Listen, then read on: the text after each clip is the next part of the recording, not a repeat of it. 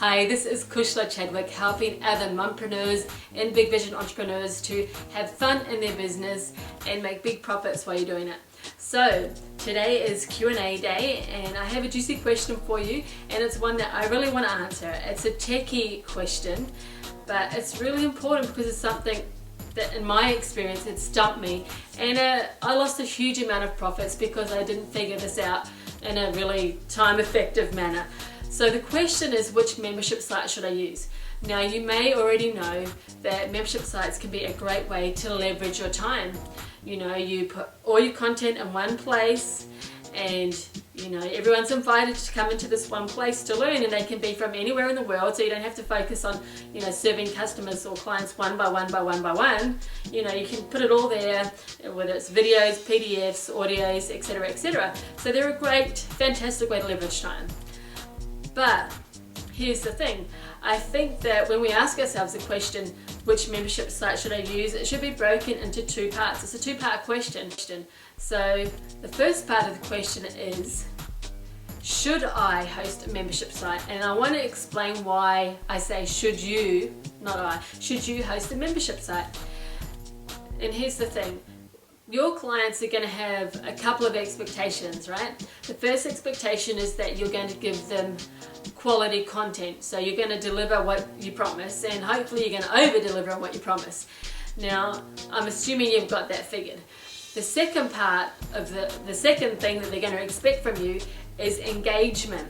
So depending on kind of what engagement you've had with them already, they'll expect either engagement from you, or they'll expect engagement from other customers in the membership site, or they'll expect engagement maybe from other experts in the field within your site. So I want you to have a look at, are you prepared to offer the level of engagement that your clients will expect? And be honest, you know, have you ever been in membership sites and it's like the crickets are humming in there, nobody's using it? And it can feel really lonely for your users. So engagement is really important. And here's how you can solve this issue. If you're thinking, oh, I don't know if I can offer the engagement that my clients are going to want. Number one is, I recommend, if you have not yet built up a team of people with other experts in your team who could answer some questions for your clients in the membership site, then I would recommend that you host your program short term. Do not do a long term program if you can't be in there long term to answer. And be realistic. Do you want to be in there in and out, morning, afternoon and evening, checking? And you'll need to do that because you could potentially have clients from all over the world in different time zones.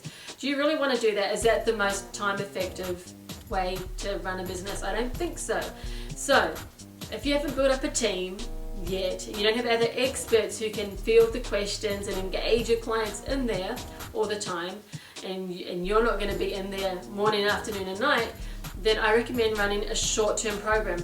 Short-term programs are fantastic because what you can do then is you can block out a schedule on your calendar where you can be available to check, you know, at different times throughout the day. That's totally maintainable when it's short-term. If it's long-term, it's not. It's just exhausting.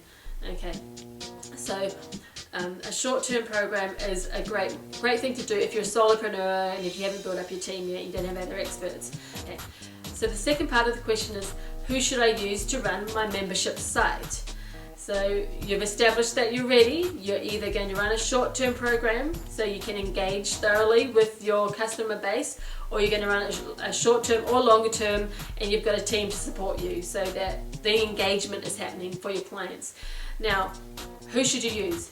You've said, yes, I'm going to do it. Who are you going to use? So in the past, I have used a number of different membership sites, and it was, as I said earlier, a big problem for me because I'm someone who's very visual and I wanted a certain experience for my clients, and I actually spent over a year trying to nut this problem out with membership sites. Don't do that, okay? It's a big waste of your time, and you want to get in there and make profits and give your customers a fun experience. Don't get hung up over who you should use.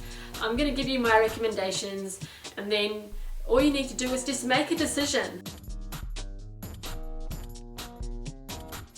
Okay, so once you have identified that you are ready to run a membership site, that you can provide the engagement that your client either wants, needs, or expects, then the next part of the question is, who should I use to run my membership site?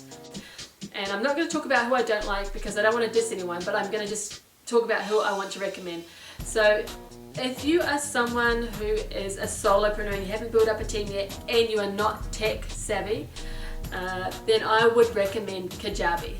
And I recommend Kajabi because they're super easy to use. Some people say that they're pricey, but if you're a solopreneur who is just going to run a short-term program, you know, obviously the potential to serve clients in a short-term program and the profits you'll make from that, and the level of ease it is to set it up far outweighs the cost. Okay, so I recommend Kajabi if you're not tech savvy and you're going to run a short-term program, or of course if price isn't an issue and you're not tech savvy, then again they're great to use. They're very simple to use, and I loved their customer support in there. They were fantastic.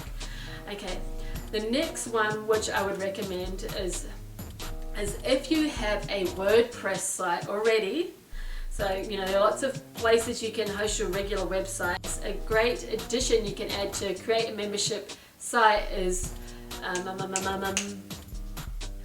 Wishlist Member. So Wishlist Member have a great reputation. I haven't used them personally. I have been a client though with one of the programs that I've done. I've been a client and it was very easy to navigate through and use, and also the person who was running the program, they had some great things to say about it. So apparently it's quite easy to use, particularly if you already use WordPress. So either yourself or someone on your team is obviously using WordPress if your website's there. So it should be a relatively easy addition.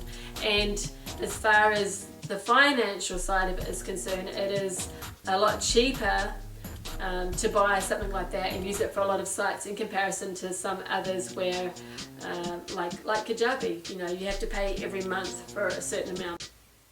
So if money's a thing that's an issue, then look at Wishlist Member if you already have a WordPress site.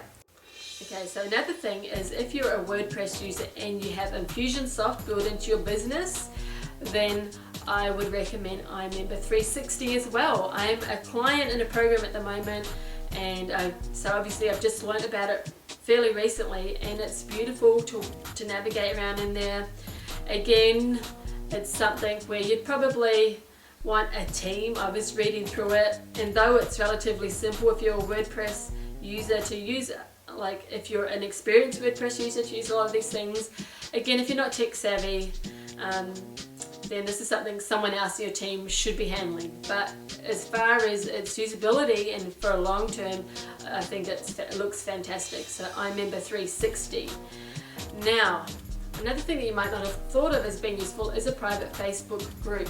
So obviously profiles are for your personal stuff, your page is for your business stuff, and groups can be for kind of a combination of them. It can be just for, you know, groups of people. It can be for business groups, it can be for personal groups, it can be for any kind of organization.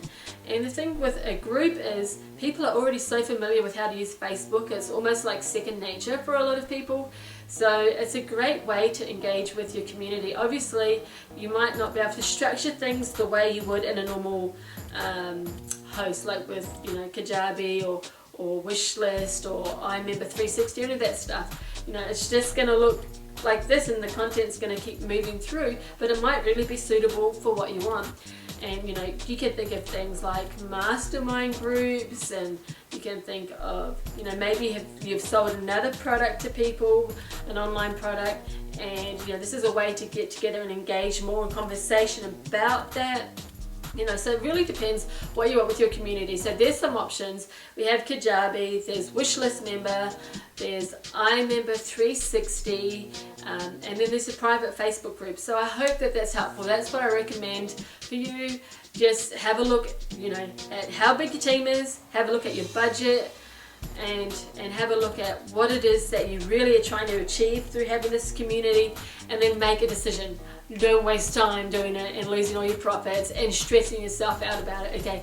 So just make a decision and do it, okay? If you're in July,